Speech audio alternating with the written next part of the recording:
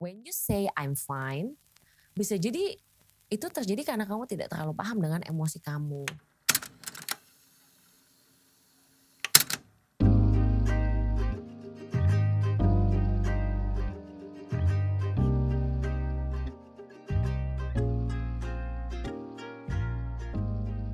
Hai guys, selamat datang kembali di podcast #Zona Aman bersama gue JP dan gue Sheryl. Dimana di sini selama 30 menit ke depan kita akan nemenin kalian ngebahas isu kesehatan mental dari berbagai perspektif yang menarik pasti ya Sher ya. Yoi. Kemarin di episode 3 kita udah ngebahas dari perspektif gimana sih caranya kita jadi support system buat teman-teman kita yang memiliki gangguan kesehatan mental. Nah, tapi kalau misalnya di episode ini kita bakal lebih ngebahas gimana sih caranya kita self care ke diri kita sendiri. Dari judul episodenya ini curhatan Sheryl nih guys sebenarnya.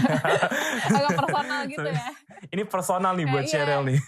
Jadi buat teman-teman yang belum dengerin episode 3 kita, cepet tekan play habis ini. Iya, tekan play. Dan habis itu kita akan lebih memahami kali ya. Kayak kemarin kan kita bilang kalau kita gak rawat diri kita sendiri, kita gak bisa bantu orang lain. Nah di episode ini nih kita akan bahas lebih lanjut gimana cara kita merawat diri kita sendiri, gimana caranya kita menghadapi perasaan yang gak nyaman, memprosesnya, dan mempunyai healthy coping mechanism yang baik untuk kesehatan kita gitu kan. Bener banget. Tapi kita gak sendiri kan Sher hari ini Sher nih. Kita kedatangan lagi satu tamu yang super insightful, gak kalah seru, dan gak kalah hebat. Yuk kita sapa dulu ya Jep ya. Bener banget. Halo Mbak Angel, Hai, selamat Mbak pagi Angel. Mbak. Halo, selamat pagi. Selamat pagi sesuai dengan jam kita recording nih ya. Iya bener. Untuk teman-teman yang mendengarkan, halo selamat pagi, siang, malam, atau sore, atau jam berapapun teman-teman mendengarkan. Halo, perkenalkan nama saya Angel. Nah iya benar. Jadi Mbak Angel ini adalah salah satu dosen psikologi di Unika Atmajaya ya Mbak ya? Betul. Mungkin buat viewersnya mungkin Mbak Angel bisa perkenalan lebih dalam lagi ya Mbak ya? Oke, jadi aku kenalin diri aku dulu kali ya. Bener, jadi boleh, aku boleh. adalah psikolog klinis dewasa, jadi aku memang majornya tuh di klinis dewasa, jadi untuk yang berusia 17 tahun ke atas gitu. Karena kan biasanya mungkin pada taunya, oh klinis anak, psikolog anak gitu. Nah, jadi aku ini saat ini bekerja di beberapa konsultan, praktek di beberapa konsultan, praktek secara online juga karena lagi pandemi. Bener-bener. Dan juga tadi udah sempat disebutin juga, aku juga adalah dosen honorer sih lebih tepatnya di Atmajaya, seperti itu. Mungkin saat ini, saat ini sedang menjadi dosen termuda, satu-satunya dosen termuda di psikologi Atmajaya. Gitu. Ya, jadi cocok nih Jeb, karena pendengar kita juga mungkin 17 tahun ke atas, terus abis itu kita juga pengen cari insight dari yang muda gitu, seperti Mbak Angel. Bener. Biar lebih gampang relate-nya. Yang masih seumuran jadi masih bisa relate, bener-bener masih bisa Banget, relate. banget. Nah mungkin nih Mbak, aku mau nanya deh untuk membuka Boleh gimana? diskusi kita hari ini. Kan kayak kita akan ngomongin tentang orang yang suka lari dari perasaannya gitu perasaannya sendiri gitu ya. Kayak sebenarnya ada Curhatan Sheryl nih, curhatan Sheryl. sebenarnya ada nggak sih Mbak kayak ciri-ciri kayak misalnya kalau Mbak sebagai psikolog nih kayak kelihatan nih orang nggak bisa memproses perasaannya, kayak ada nggak sih ciri-cirinya gitu? Sebenarnya kalau ciri-ciri yang pastinya itu bisa dibilang nggak ada karena sangat-sangat beragam. Karena memang individual differences-nya, individual uniqueness-nya tuh memang benar-benar tinggi banget. Karena ada orang yang justru ketika dia merasakan emosi yang sangat kuat, itu justru yang dia lakukan adalah melindungi. Jadi orang lain sama sekali gak melihat, ngelihatnya nih orang tenang banget, orangnya kok kayaknya emotionless gitu. Tapi memang ada orang lain yang mungkin ketika mengalami emosi yang begitu kuat, dia rasanya tidak bisa membendung dan akhirnya benar-benar kayak senapan yang keluar terus gitu, yang bukan sniper itu loh, yang senapan yang keluar banyak terus itu. Iya rasanya kok dia kayaknya ngeblasting emotion terus ke orang lain. Jadi sebenarnya justru kalau ciri-ciri yang satu, ciri-ciri pastinya itu justru gak ada. Karena beragam banget gitu. Yang pasti mungkin karena ada orang yang trying too hard, jadi kayak menunjukkan betapa bahagianya dia di sosial media, which is memang bisa jadi efektif. Karena membuat orang lain melihat betapa dia bahagia. Padahal sebenarnya enggak. Tapi ada juga yang orang yang emang benar-benar kelihatan sangat-sangat tertutup aja gitu. Jadi justru sisi ekstrem kali ya, justru bisa dilihatnya di dua kutub itu. Jadi ada orang yang kayak beneran datar gitu, padahal dia dalamnya ada merasakan sesuatu. Terus ada juga yang pura-pura happy padahal sebenarnya enggak gitu ya Mbak. Jadi bisa aja dia masih nampung curhatan kamu gitu, karena kamu ngerasa oh orangnya kayaknya dewasa deh, bisa manage emosinya dengan baik gitu. Jadi kamu sendiri mungkin merasa prefer kayaknya curhatnya sama dia aja deh yang kayak gitu, karena dia orangnya tenang gitu. Padahal we never know apa yang terjadi di belakangnya. Tapi di dunia psikologi tuh mental baja, kan kita kayak sering denger nih kayak mental baja tuh sesuatu yang bagus karena artinya kita bisa menerima apa aja, kayak apapun tantangannya tuh kita gak sedih atau apa, itu sebenarnya sehat gak sih Kak? Maksudnya kayak dari perspektif psikologinya gitu. Nah mental baja sendiri yang ada di pikiran kamu itu seperti apa tuh? Atau di JP gitu? Kalau di bayangan kalian mental baja tuh apa sih? Kayak harus kuat gitu gak sih Sher? Kayak kita tuh harus selalu kuat gitu, kita kayak gak boleh kelihatan lemah gitu kayak sih Mbak. Kalau gagal gak boleh stres, ya udah masih banyak kesempatan lain. Kayak harus selalu senyum gitu kali ya. Lebih kayak positif gitu kali ya? Iya kayaknya gitu sih. Oke. Nah sebenarnya jadi agak beda nih, karena yang sedang kita bahas itu adalah end resultnya, yaitu dia terlihat baik-baik saja. Ya enggak, si mental baja yang kalian sebutin itu. Padahal yang perlu kita lihat adalah the prosesnya hingga dia mencapai state atau kondisi yang terlihat baik-baik aja di depan kita itu. Karena yang kadang suka jadi salah adalah cara untuk sampai di kondisi baik-baik ajanya itu. Gitu. Jadi kayak ada orang yang memang sangat gak kenal dengan emosi yang dia rasakan. Misalkan nih aku tanya sama kalian, boleh gak sebutin nih Cheryl atau JP jenis-jenis takut. Emang kalau dosen hobinya nanya. Boleh. Gimana Mbak? Jadi menurut kalian emosi itu ada apa aja sih? Marah. Ya marah pasti satu. Senang. Apalagi baru 2 tuh. Apa ya? Sedih gitu? Marah, senang, sedih 3. Stres. Boleh. Apalagi? Mungkin viewer di rumah bisa bantu mikir kali. Ayo, belum nyampe 5 loh nih yang disebut. Oh iya ya, apa ya? Apalagi ya? Ayo share, masa lu gak bisa share? Wah ternyata sangat terbatas range emosi gue, baru sadar. Iya. Bingung deh Mbak, bingung. Nah langsung ini ya, call a friend ya. Call a friend. Minta 50-50. Nah jadi sebenarnya lebih ke gini, itu sebenarnya adalah kecenderungan dari masyarakat Indonesia, di mana mereka memang kurang terbuka dengan apa emosi yang dirasakannya. Kamu pernah gak sih ngebayangin kalau orang nanya, how are you today? Terus dia jawabnya adalah, I'm fine. Gimana kabar? Oh baik nih, baik. Lu gimana? Gitu kan. Pernah gak kamu bayangin kalau kamu nanya kayak, JP apa kabarnya? Aduh Sheryl sebenarnya gue lagi banyak banget nih masalah. Mungkin kamu juga gak siap untuk menerima jawaban seperti itu terhadap pertanyaan, bisa quote unquote pertanyaan basa-basi kamu tentang apa kabar hari ini gitu. Nah itu yang membuat kita masyarakat Indonesia juga menjadi agak asing dengan emosi-emosi yang kita rasakan. Padahal emosi itu sejujurnya itu bisa sampai lebih dari 100 jenis emosi. Yang kita mungkin kenal itu mungkin adalah yang tadi kalian udah sempat sebutin, sedih, sad, atau happy, atau mungkin takut gitu ya, fearful, atau mungkin angry, atau mungkin ada yang disgusted, ada yang ngerasa jijik, atau even ngerasa selalu kaget gitu, surprise. Padahal ketika kita lihat lagi nih, misalkan ketika kita ngeliat angry, karena bahasa Indonesianya tuh agak terbatas soalnya. Kalau di Inggris kan ada angry, ada mad gitu kan, which is kayak mad itu artinya levelnya udah lebih tinggi daripada angry gitu. Nah cuma intinya adalah marah sendiri tuh bisa punya cabang lagi, misalkan kayak kepahitan, atau dia ngerasa dipermalukan. Kalau dipermalukan ada cabangnya lagi, dia merasa tidak dihormati gitu. Jadi kayak emosi itu bener-bener banyak banget. Di Inggris, di bahasa Inggris kita ada dengar istilah hostility yang gitu. Jadi kayak another level lagi dari mad. Sampai ada lagi marah itu tuh bisa juga kamu ngerasa numb, N-U-M-B, bahasa Indonesianya apa ya? Mati apa sih kayak mati rasa mati kan, rasa. itu macam kayak gitu. Padahal itu adalah bagian dari si anger itu sendiri. Jadi akhirnya orang cuma bilang, gue marah. Marahnya gimana dulu nih? Apa kalau marah yang kayak ngerasa sampai kayak lu mau violate orang sampai mau melakukan tindakan kekerasan, atau simply lu annoy itu kayak keganggu untuk hal-hal kecil, atau yang kayak gimana? Nah ketika kamu ditanya sama orang spesifik itu, kamu pasti bingung, ya pokoknya marah dah gitu. Hmm, Jadi bener-bener. jadi kamu juga nggak kenal. Jadi ketika dibilang kayak when you say I'm fine, bisa jadi itu terjadi karena kamu tidak terlalu paham dengan emosi kamu. Jadi sebelum kita bahas soal gimana caranya jadi emosi baja atau gimana caranya kamu bisa memanage emosi kamu, tarik mundur dulu untuk bahas pertamanya, kamu kenal atau enggak sama emosi kamu. Gitu, karena itu benar-benar karena kita terbiasa dengan orang tua yang maksudnya kita nggak menyalahkan orang tua, tapi ketika kita kecil seberapa sering sih kita pulang dari sekolah dan orang tua kita nanya, "Ade gimana tadi di sekolah? Seneng ya? Senengnya kenapa? Kalau sedih sedihnya kenapa?" Yang ditanya adalah nilainya berapa, Bener banget. ada ulangan apa aja, besok ada PR apa aja. Jadi kayak Iya, bisa bener, jadi bener, mungkin bener. dan kalau kita nangis, jawaban orang tua apa? Gak boleh nangis. bener. Gak boleh nangis. Heeh. Kok nangis sih gitu? Iya. I'm sorry Jadi mom, dad, that's mungkin true.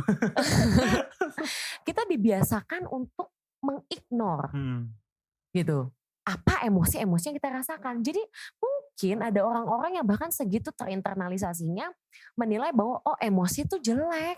Kalau kamu merasakan emosi, kalau jadi kakak tuh gak bagus. Nah, ya Bener, gak? bener. Kan ada adiknya, kamu gak boleh marah dong. Gitu. Bener.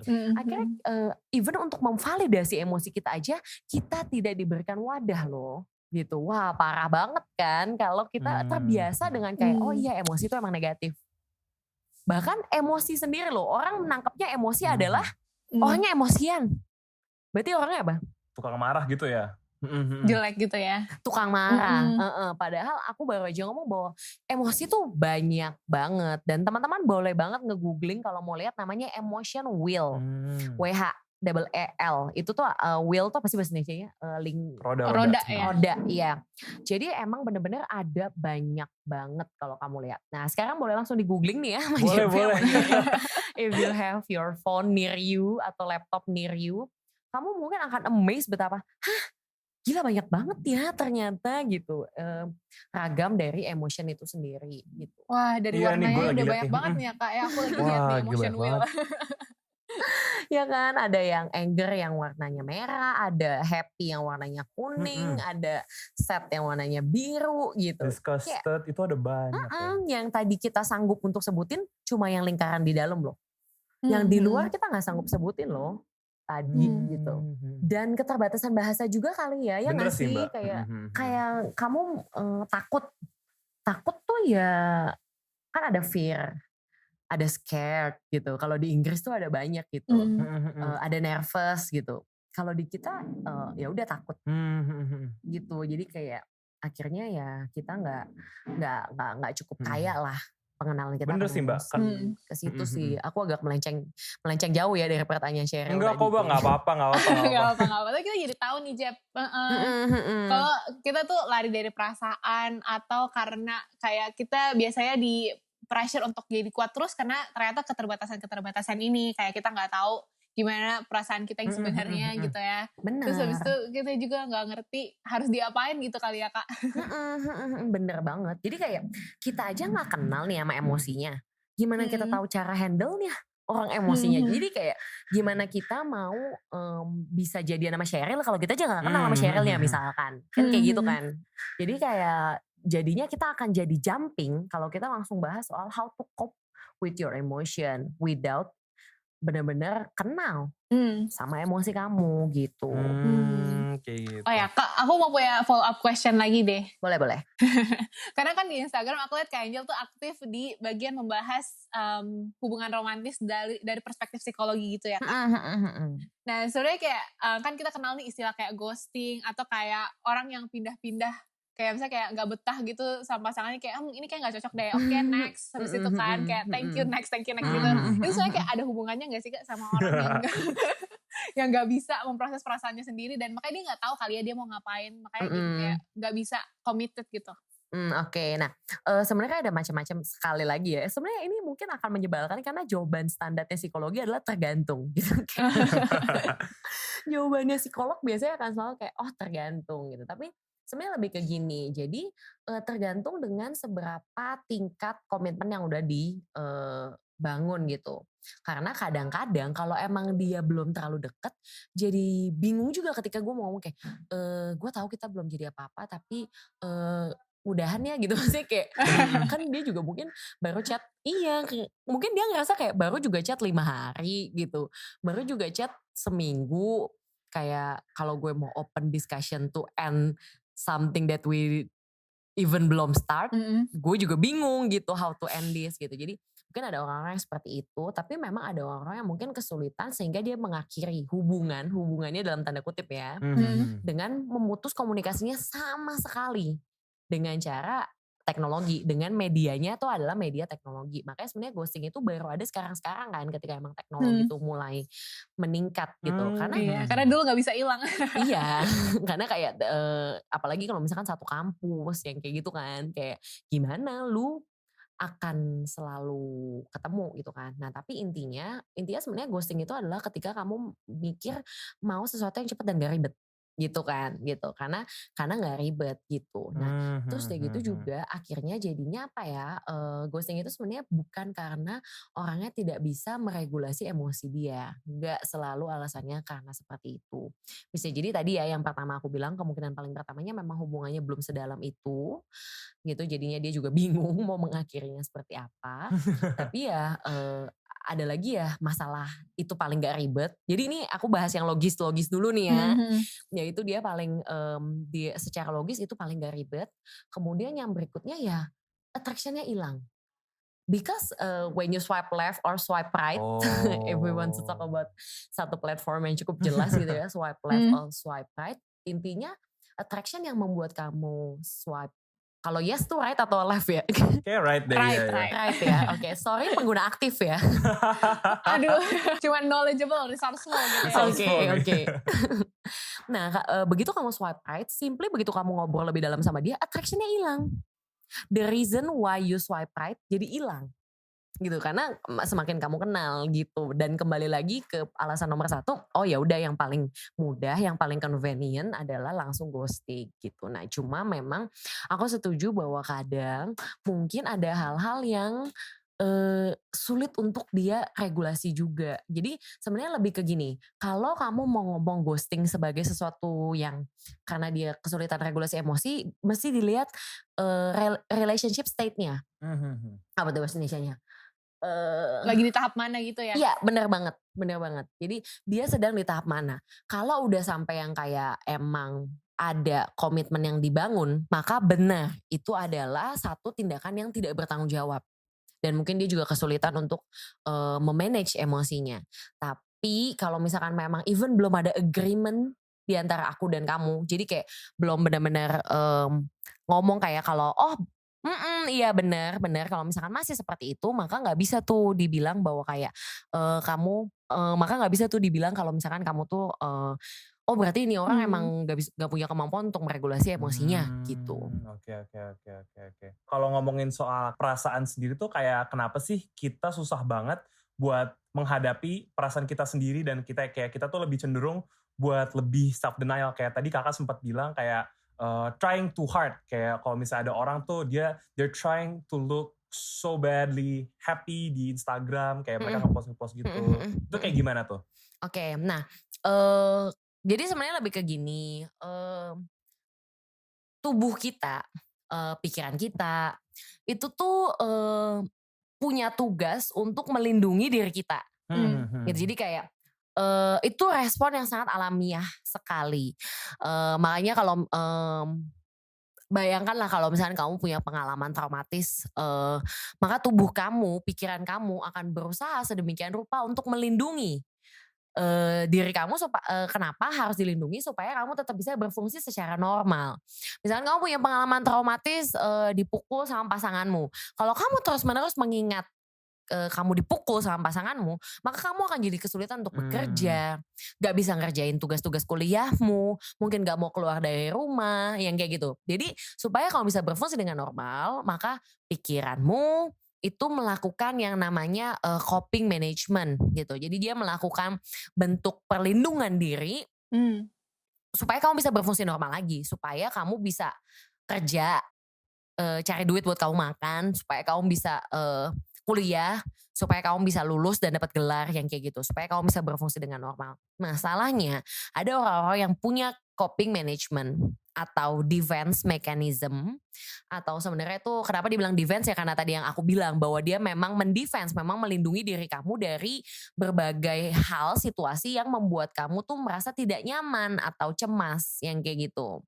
Makanya namanya defense gitu karena dia melindungi. Makanya aku ngajak Cheryl sama JP untuk kenal dulu nih kenapa sih namanya tuh coping, kenapa namanya defense gitu. Karena dia memang melindungi diri kamu dari si penyebab dari segala kecemasan itu, penyebab penyebab dari emosi yang naik turun itu, penyebab dari kamu ngerasa marah, penyebab dari Triggernya kamu gitu ya Mbak ya? yang kayak gitu. Ya itu mungkin pengalaman di physical abuse dari pasangan atau verbal abuse dari orang tua yang kayak gitu-gitu. Nah, ada macam-macam bentuk pertahanan diri yang dimiliki oleh orang-orang. Intinya mungkin secara mudah yang pertama itu tuh yang mungkin teman-teman sering kenal juga yaitu ketika orang yang terlalu bentuknya adalah ditumpuk aja. Jadi kayak dipendem aja, kayak kamu gali tanah terus kamu masukin semuanya di sana terus kamu tutup lagi galian tanahnya gitu. Jadi kayak segitu nggak mampunya kamu untuk menghadapi situasi itu akhirnya kamu putuskan untuk udahlah gua pendem aja. Gitu. Jadi benar-benar istilahnya adalah repression atau benar-benar repress, ditekannya kemana ke alam bawah sadar. Intinya adalah kamu tidak bisa mengakses itu dalam kondisi kayak gini kayak Sheryl lu inget gak sih waktu itu tuh lu pernah dipukul dan mungkin kamu jadinya kayak enggak gak inget sama sekali, ngerti gak? Jadi even bisa sampai satu, kejadiannya yang hilang sama sekali dari ingatan kamu. Dua, personnya. Kok lu tuh pernah jadian tahu sama JP? Tidak. Yang mana? JP yang mana? Bisa kayak gitu loh. Maksudnya bisa sampai personnya tuh, seperson-personnya tuh hilang dari memori kamu. Tujuannya apa? Karena kalau kamu inget JP atau kalau kamu inget kejadian sama pacar kamu ngerasa cemas, ngerasa takut, tiba-tiba kamu keringet dingin, jantung deg-degan, dan kondisi jantung deg-degan, keringet dingin itu kondisi yang gak nyaman buat seorang manusia. Jadi pikiran manusia tuh hebat banget, dia tuh bisa bekerja sedemikian rupa untuk melindungi kamu, gitu. Jadi itu kayak piring kotor, terus nanti ditaruh di kayak di sink gitu, terus numpuk gitu ya Mbak jadinya ya? Iya semacam seperti itu kalau si repress. Jadi kayak ketika mau dimulai nyuci pun kamu jadi kebingungan mau mulai nyuci dari mana gitu. Bener banget sih. Kayak which Udah one karena semuanya udah itu istilahnya adalah the sinking kitchen. Jadi kayak ya istilahnya sama persis penjelasannya seperti yang JP udah bilang. Jadi ini karena keterbatasan diri kita sendiri apa gimana sih Kak? Maksudnya kayak apakah itu sebenarnya adalah cara otomatis. Jadi kayak itu tuh cara paling tidak kamu sadari gitu. Jadi sebenarnya cara kerjanya itu memang tidak kamu sadari gitu. Jadi tiba-tiba aja kayak gitu. Gitu. Nah, tapi itu baru yang pertama nih ya, si repression itu. Nah, berikutnya ada lagi jatuhnya adalah mungkin denial gitu, yang ini mungkin lebih sering lagi kita dengar gitu. Denial banget sih gitu. Denial itu adalah ketika kamu memang sama sekali tidak enggak kok, enggak gitu kejadiannya gitu. Jadi emang ditolak gitu kayak enggak gitu, gue nggak pernah kayak gitu yang gitu. Itu sih denial itu gitu. Jadi kayak kalau tadi dipendem sama sekali, kalau ini ditolak gitu. Bener-bener emang gue menolak ada pengalaman tersebut yang kayak gitu. Tapi sekali lagi balik lagi itu tujuannya untuk melindungi diri. Nah sebenarnya Kak aku mau nanya lagi nih.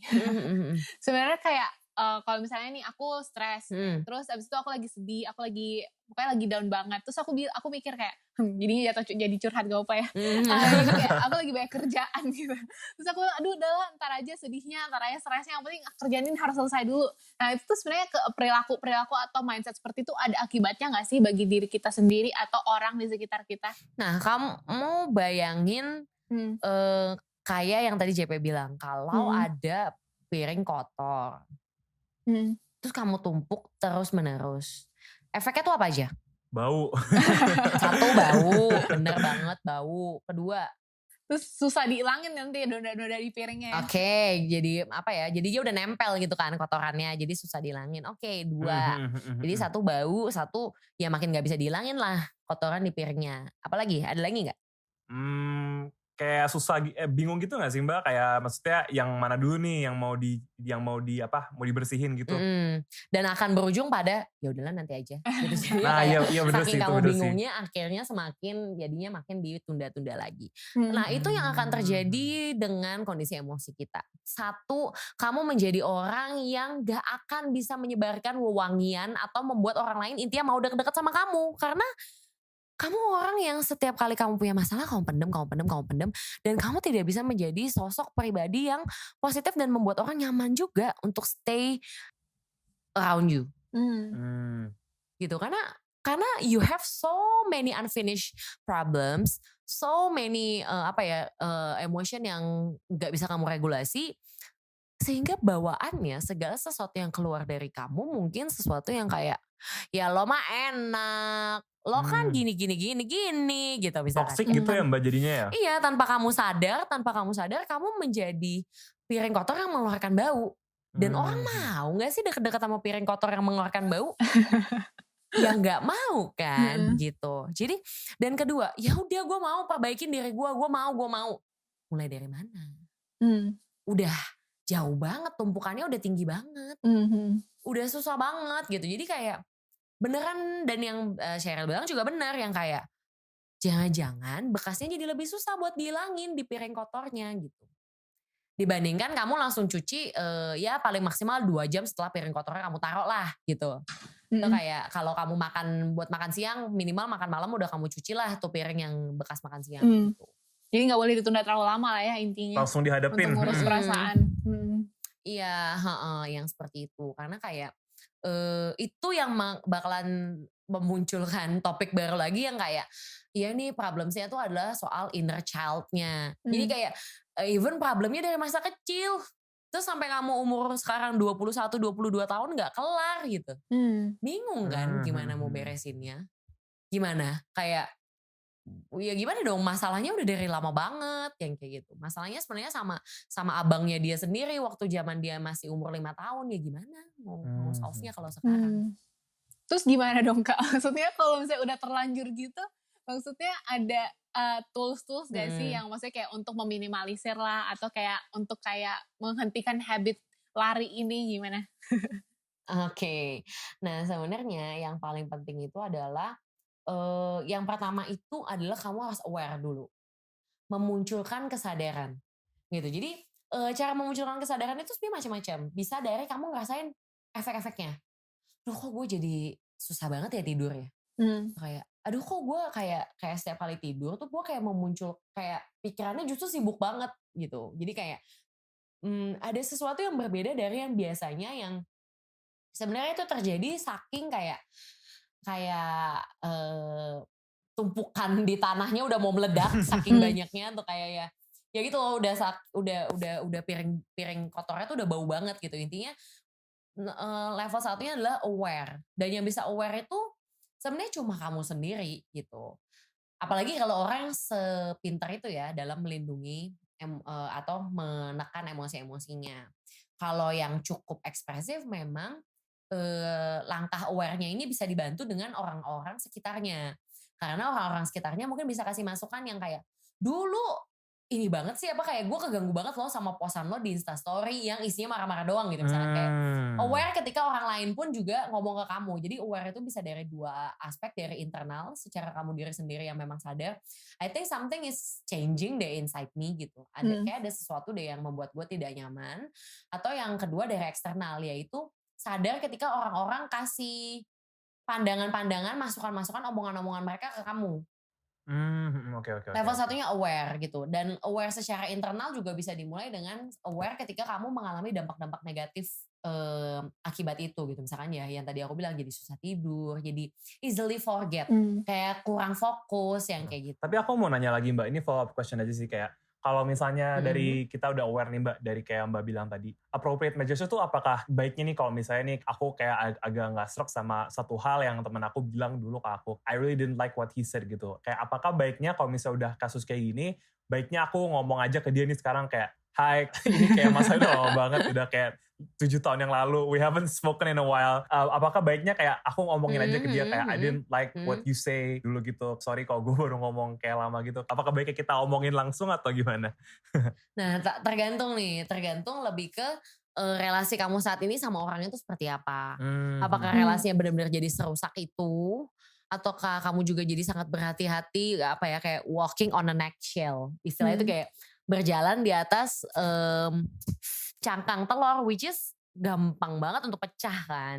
Jadi kamu sangat berhati-hati di sekitar dia gitu. Jadi kayak tergantung dengan kondisi kamu saat ini dengan dia tuh jadi seperti apa gitu. Karena memang relasi yang rusak itu memang sangat butuh untuk diselamatkan secepatnya gitu. Tapi cara kita menyampaikan, cara kita berkomunikasi sama orangnya tuh juga perlu diperhatikan. Jadi bukan yang jadinya tuh blasting your emotion ke orang tersebut. Karena orangnya bisa jadi kayak, kenapa nih, gue salah apa nih gitu, kenapa tiba-tiba ada blasting emotion yang kayak gini gitu. Tapi mungkin bisa dimulai dengan yang kayak, hai JP, saat ini gue lagi dalam proses untuk melakukan coping my emotion atau regulation my emotion, intinya untuk perbaikan diri gue sendiri aja. And salah satu hal yang masih sangat mengajar buat gue sejujurnya adalah percakapan gue sama lo dari 7 tahun yang lalu. So I did this for myself and I did this for the better of our friendship relationship. Gitu. Jadi kayak kamu kasih tahu juga bahwa I did it untuk apa sih? Ya ini untuk kebaikan hubungan kita berdua juga. Because I still want to be friend with you karena aku masih mau temenan sama kamu dengan positif, dengan baik. Jadi gue lakukan ini gitu. Bahwa sesungguhnya gue sakit hati dengan kalimat lo yang ini. Dan for the better, untuk kebaikan kamu juga mungkin akan lebih baik kalau kamu menjadi pribadi yang lebih memperhatikan apa yang kamu utarakan ke orang lain. Jadi gak serta-merta langsung yang kayak woi kayak dicatat ya teman-teman ya. 7 tahun yang lalu cuy. Bener-bener kayak step by step gitu share jadinya ya, bener-bener dikasih template nih sama Mbak Angel nih. Gimana caranya approach kalau misalnya ada baggage di masa lalu yang maksudnya ada nih kayak it's been inside our hearts for a while tapi kita masih belum berani omongin kayak misalnya karena kita takut confrontational segala macam tuh. Itu tadi ada template dari Mbak Angel tuh. Wah. Karena kadang-kadang kita tuh gak mau memproses karena kita rasionalisasiin dulu gak sih. Kayak ini konsekuensinya seperti apa. Kayak apakah ini akan worsen my relationship. Tapi ternyata bisa diselesain kalau komunikasinya step by step gitu ya Jeb. Kalau misalnya kayak kita pelan-pelan kasih tahu. Kalau misalnya kita tuh gak suka dan ada tujuannya lah, setidaknya bukan cuma sekedar marah-marah gak jelas gitu kan. Bener banget. Thank you banget ya Mbak Angel udah meluangkan waktunya untuk hadir di podcast #Zona Aman ini nih. Pastinya kita udah belajar banyak banget nih share nih. Sebenarnya kalau bisa lebih panjang gue mau ngobrol banyak sih. Tapi gue juga karena ini time constraint dan Mbak Angel juga orang yang sangat sibuk. Jadi kita tutup podcastnya. Tapi sebelum kita tutup podcast hari ini, apakah mungkin Mbak Angel ada pesan-pesan terakhir buat teman-teman yang mendengarkan di rumah, di kosan, di apartemen, dimanapun? Oke, intinya adalah avoiding things itu won't finish your problems. Ketika kamu menghindar, karena memang menghindar adalah cara yang paling mudah, itu sebenarnya tidak benar-benar menyelesaikan masalahmu. Gitu. Jadi kayak bayangkan kalau kamu masuk ke rumah tanpa ventilasi, tanpa pintu, betapa ngep kamu berada di dalam rumah itu. Gak ada orang yang nyaman untuk berada di dalam rumah itu. Jadi jangan menjadi rumah yang tanpa ventilasi dan tanpa pintu gitu. Jadi secara bertahap kenali diri kamu sendiri, secara bertahap kenali emosi-emosi kamu, akan membutuhkan waktu yang lama, tapi gak apa-apa, itu namanya kamu berproses. Dibandingkan kamu langsung loncat berharap kamu punya result, tapi sebenarnya kamu lupa bahwa ada tahapan-tahapan yang memang harus kamu hadapin. Kalau memang sangat-sangat sulit untuk menghadapinya sendiri, kamu selalu bisa mencari pertolongan dari profesional, dari orang lain. Misalkan ketemu sama psikolog. Karena sekarang bisa dibilang jasanya tidak terlalu mahal. Terutama dengan masa pandemi ini banyak psikolog-psikolog yang memberikan layanan online. Bisa via Zoom meeting, via Google Meet, WhatsApp video call gitu. Intinya you don't even have to leave your house gitu. Kamu gak perlu meninggalkan kamarmu pun kamu bisa counseling gitu. Jadi if you need help, then find it. That's really really good ya pastinya. Jangan takut buat berproses karena kalau misalnya kita nggak hadapin prosesnya, end resultnya itu bukan yang kita inginkan. Makasih banyak ya Mbak Angel. Makasih Mbak.